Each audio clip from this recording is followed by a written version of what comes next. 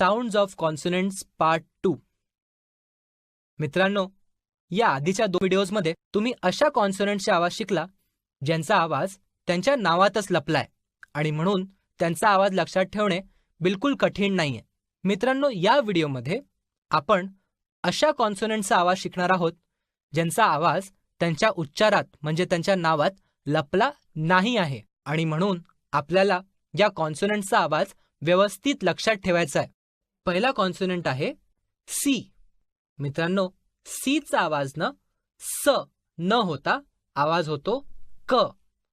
लक्षात घ्या, सी चा आवाज स नाही होत पण त्याचा आवाज होतो क. कॅट वाला क.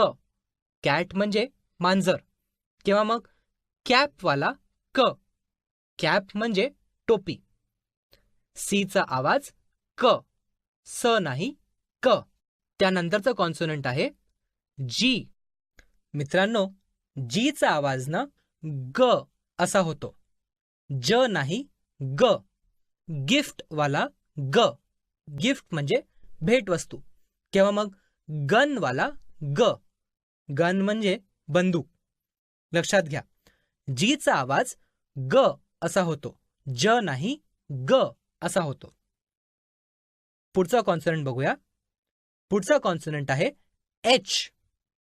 आता मित्रांनो, एच चा आवाज ह असा होतो.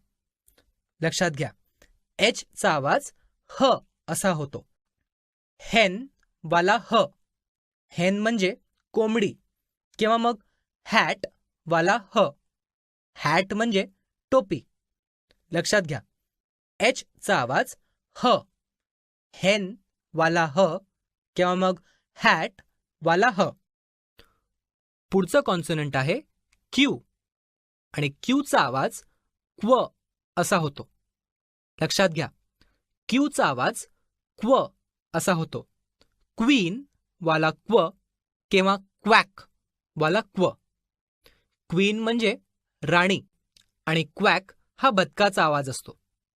लक्षात घ्या, क्यू चा आवाज होतो क्व. पुढचं कॉन्सोनंट आहे डब्ल्यू आणि डब्ल्यू चा आवाज होतो व. वॅक्स वाला व किंवा मग वुल वाला व. मित्रांनो, वॅक्स म्हणजे मेणबत्ती आणि वुल म्हणजे लोकर. लक्षात येत आहे ना? डब्ल्यू चा आवाज होतो व.